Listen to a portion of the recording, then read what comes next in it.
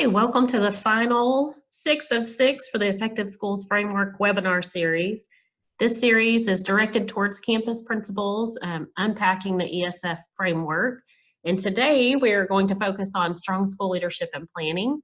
If you're unfamiliar with ESF, I encourage you to go to the SMORE or email sent to Region 15 principals, and you can watch the 8-minute video. However, if you have not done that, stick with me. I think this will still make sense to you. So we started at the end or the core of the ESF with effective instruction on webinar 1 and have worked our way backwards. So today we are targeting strong school leadership and planning, which is referenced as the binding agent for all of these levers. So if you look at strong school leadership and planning, there's really 2 essential actions that fall underneath this lever. However, we are going to hone in on the first one, which is what they refer to as a foundational action. So kind of without this, then the second one maybe just isn't as powerful, but yet both are important. So let's dig into what is this foundational essential action for strong school leadership and planning. So we will reference page 1 of the 6-pager for today, and I'm going to spend a little bit of time in this framework and unpack what this is. So the key practice listed in the framework is really what is the goal of this lever. So for this foundational action, the key practice lists what the goal is, and then success criteria tells us, well, what would the evidence be that we would have? Kind of ongoing daily, day in and day out practice, evidence that you could really put your hands on to give evidence if you are meeting the components of the essential action. So let's look at the first one. For example, it says campus instructional leaders have clear, written, transparent roles and responsibilities and core leadership tasks are scheduled on weekly calendars. So if I go across, well, what does that look like? Well, essentially there's a comprehensive list of responsibilities, including teachers assigned for supervision. So what I love is really the specificity that it gets into under the success criteria. So if I read just the first part in the key practice, yes, that looks good, but I probably would not have added to that list teachers assigned for supervision. Now, this depends on what your setup is. If you are the only campus principal, well, that doesn't help you. However, if you have an AP or you have an instructional coach that maybe takes on some of these supervision duties as well, well, it helps start delineating what that looks like for you. So weekly calendars show scheduled time for observation feedback of classroom instruction. So again, sometimes we schedule observation, but don't always schedule the feedback, which scheduling feedback first is actually a best practice prior to even observation. So if you're going to do a looping cycle of what that looks like, PLCs and then data meetings as well. We keep going down through the key practices. Performance expectations are clear, written, and measurable, and they match job responsibilities. Go across. Really, the only specificity this adds to it are they predetermined, written, and agreed upon by both manager and direct report at the beginning of the year. So if you're the only campus principal, this means that really, do you have somebody that you're determining this for you with you at beginning of the year? And then if you have anybody under you that you are supervising, are you also setting goals that are predetermined, measurable, and agreed upon at the beginning of the year? Campus instructional leaders use consistent written protocols and processes to lead their department or grade level teams. So in other words, do we have agendas, tracking tools for the instructional responsibilities, including observation, feedback, PLCs, and data meetings? Do instructional leaders meet on a weekly basis to focus on student progress, informative data? So in these meetings, it would include a written agenda, recorded meeting minutes, and next steps captured, along with follow-up techniques with an emphasis on data analysis and progress monitoring. And then last but not least, principal improves campus leaders through regularly scheduled job-embedded professional development, and development opportunities are consistent with best practices for adult learning, deliberate modeling, and observation and feedback cycles. So on your calendar, does it reflect scheduled time to observe lead teams in their highest leverage, repetitive actions? So if you do have leaders under you that you are supervising as well, do you schedule time to observe them also? And then under that, do you model the use of these tools and techniques? So are you leading any of those opportunities? And then do you have opportunities for job embedded feedback loops for continuous improvement? So let's move on. In the exemplar packet, we will reference, it's at the very beginning. So this is referred to 1.1 in the ESF framework. And so I think there's about 4 or 5 pages. And so this is what they look like. This is actually out of Leveraged Leadership.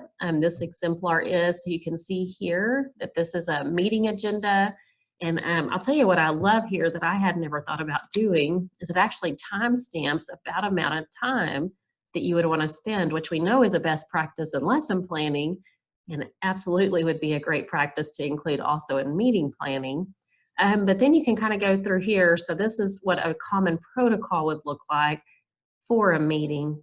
This, again, is not my campus. I can't tell you if they rolled through every component every time or not, but definitely have a common protocol set up for that. And then the level of detail as you look through there is quite impressive of what is included in each component. So then if you do have multiple instructional leaders in the campus that, and you're leading different components, that really it would be a very consistent practice as well. So this is the same campus, leadership team agenda. So it really talks about at the top is what do you need to bring with you to that, and then what are the desired outcomes. So really kind of framing the meeting goals of what do we hope to accomplish during this time. And here's a PLC agenda with detail. So again, this one, it's their PLC agenda, but if you notice here, it's also time-stamped.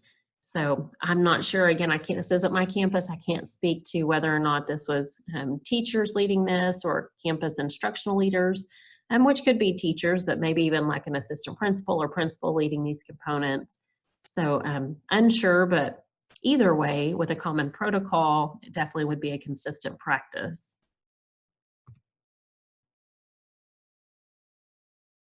Let's see, now this is, as you see here, the leadership team member and what their responsibilities are, and then what will the principal do. So during this work, what are the expectations of the team member, and then what are the expectations of the principal? So very clear, concise roles for this component of their work.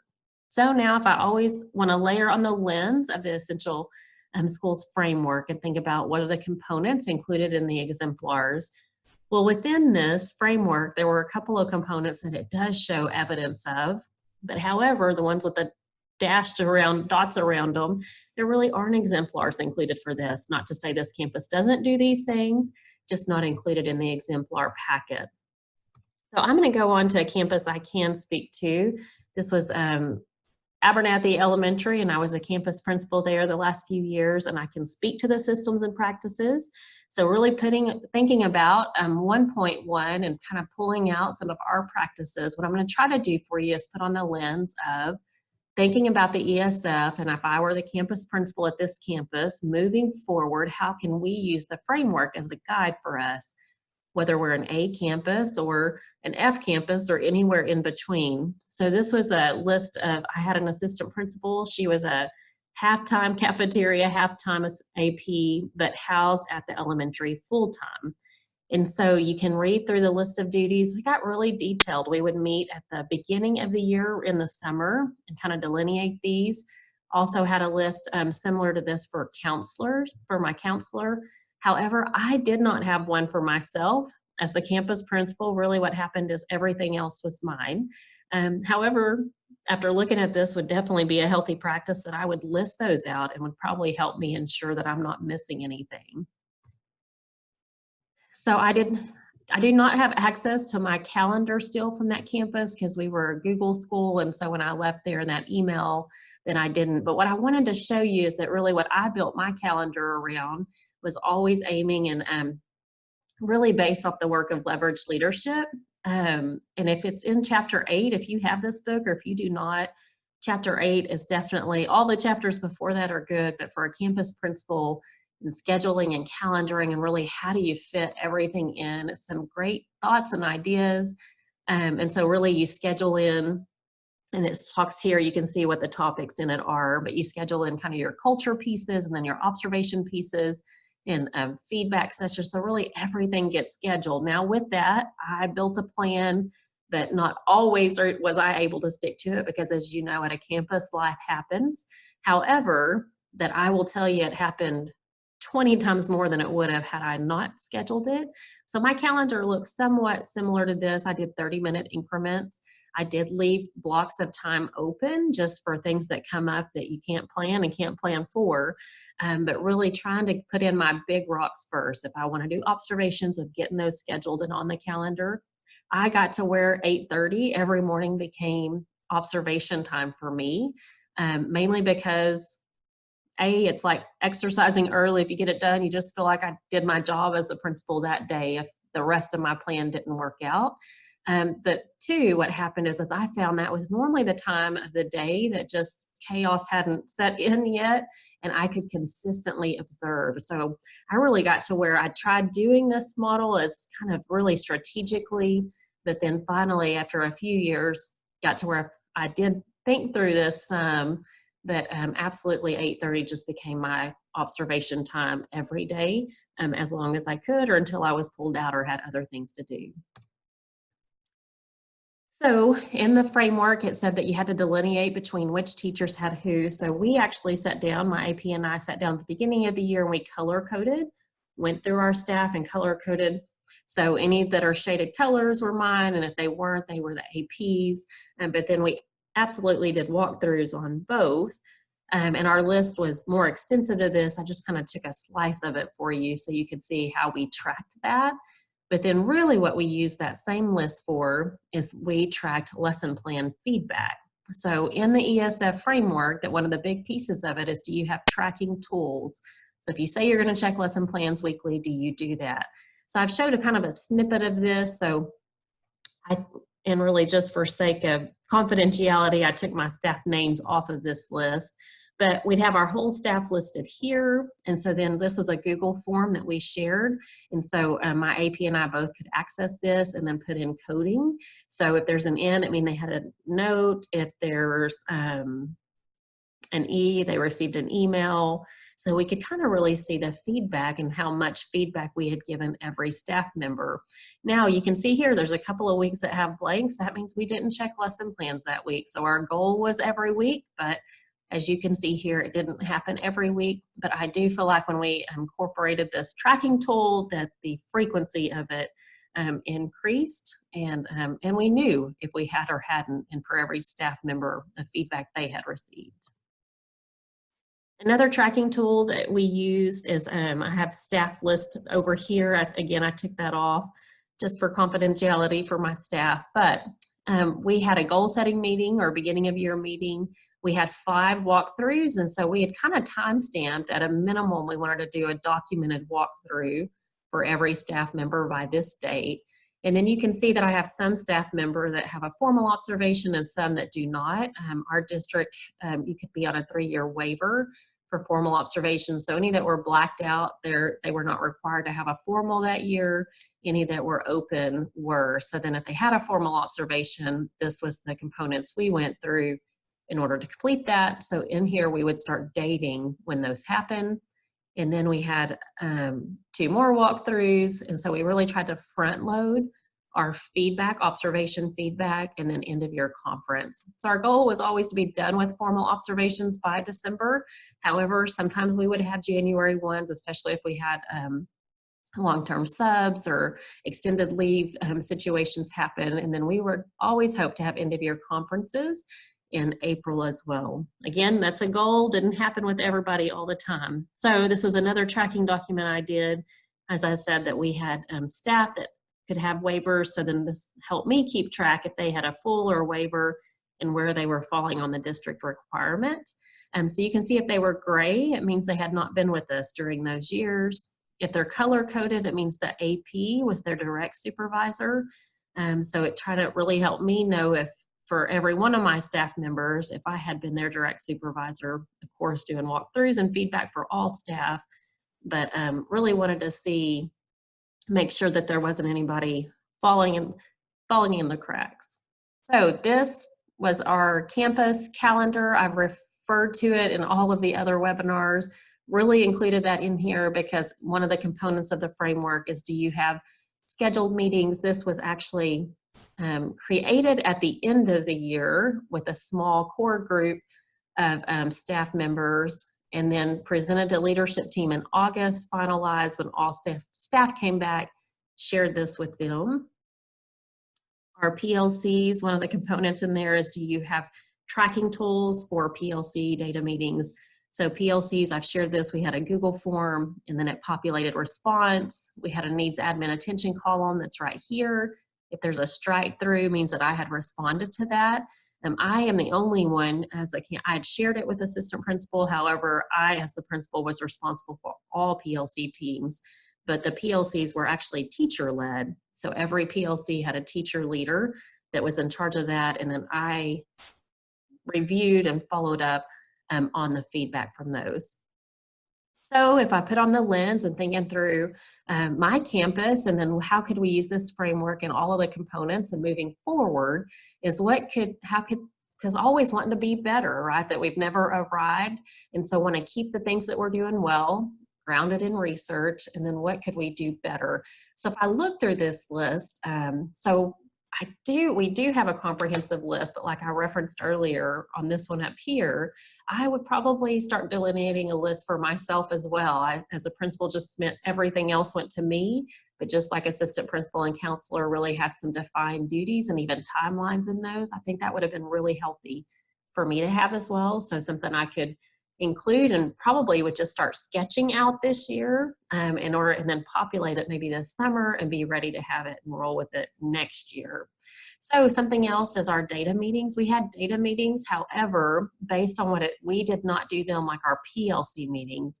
So probably what I would love to do is build a Google form that it'd take us through the same process, just like our PLC, because that would be a consistent practice. And then once I hit submit, it populates, it sends me an email. So essentially then I have the minutes and can share that with the team of who was there. It would give us a common protocol that we could work through every time. So that's something that we could include on in that component. I had campus instructional leader meetings. So when I think of campus leaders, for my campus, I really had kind of two realms. Instructional leaders, really, I viewed that as myself, my AP, and my counselor. She had some reading specialist duties. She was really wanting to grow in that capacity, and she was a phenomenal reading teacher prior, so she was included in that. I know that's really kind of outside the lane of a counselor, but it fit what her passions were, and we found that it was still doable within the scope of her position as well. So it just depends on your people and your design and the makeup of your campus. But so we met monthly. Our secretary would come in at the beginning. We really did calendar components. Sometimes she would stay for the rest. Sometimes she would step out and go out. So if I were going to revise that practice, really would probably pull that core team, the three of us, and start transitioning on a weekly basis. If you are the only, really this could be that you schedule in your calendar and then you do this component of planning. And so if you go on and look at this, is it really, let me back up, with an emphasis on data analysis and progress monitoring so that you would be reviewing your data. So if you're the only one, that you would be reviewing your data and really scheduling time for yourself if you are the one, and progress monitoring, and then planning of rolling that out and what does that look like with your staff. Our other instructional leaders that we had, as I said, were teacher leaders that led PLCs, and so we could roll that into if there was any topic that needed to be added to a PLC agenda. So if we went to this practice weekly, anything that needed to be added to, we could either carry to PLC ourselves for PLC or even disseminate to the teacher leaders to share. Another component that really I do not have evidence that I've shared is opportunities for job-embedded feedback loops for continuous improvement. So I'm really unsure in the framework if I'm kind of the way it reads when we look at the key practice over here. The principal improves campus leaders through regularly scheduled job-embedded professional development. So I'm reading this as that this means that I would be doing job-embedded feedback loops for continuous improvement for my AP and my counselor. I did not do that. I observed both of them, really gave them feedback more at beginning, middle, end of year, and support, but cannot say that I did a continuous feedback loop like what I would do with a teacher in instruction. So definitely something that I could improve on, and would be something that I would, now that I'm learning more about the see it, name it, do it feedback cycle from Get Better Faster, I could definitely implement that with them, but didn't know that at the time. So those are the components, if I put on the lens of the success criteria with the ESF, that I definitely see are places that we could move the pendulum along. Honestly, I could probably drive all of these components in some of the levers. Really, I felt like I would need to take it to leadership team, but probably for this lever wouldn't necessarily be necessary. These are components that really I schedule as the campus principal and kind of have some direct control over. And so could be this year, could be next, really just depends on all the other components. Can't do all of it at once, nor would we want to, because we would definitely want to make it quality. But moving forward would give some guidance and direction to what that is. So this sums up our ESF webinar series. This is the final. So we've started in the middle of effective instruction, and then we worked our way out of it. So we went to positive school culture, went around here, and now have finished up with the binding agent of strong school leadership and planning. Again, my name is Leila Talbert. I thank you so much for joining me. If you have questions, feel free to reach out to me in any form that works for you. Also, this was recorded. It will be posted and linked in the SMORE the SMORE newsletter. So if you'll go there, I'm trying to keep that updated and live. You might need to refresh it if it's not showing. But thank you so much for joining, and love that they've really started this framework with strong school leadership and planning. We decided to end with it. It really is the components that pulls it all together. And being a strong leader is so much easier said than done. Just like being healthy, it's sometimes we know what to do, but actually doing it is really hard. And sometimes we just don't know where to start. So we feel like ESF is a great resource for that. It really delineates it, gives you some examples of what that could look like. My intent in sharing my campus example is just trying to layer on, as you're living it and thinking about your campus, is how does this work for you and your systems? And I would encourage you to be super honest with yourself. If you do not have evidence of one of the levers, that's okay. So is that something that you want to move forward in or not? And so always aiming at what's best for kids and thinking about how will this practice impact kids, which we know also directly impacts our staff. So you have the best job in the world. Good luck to you. If I can help you in any way, feel free to reach out. Have a great day.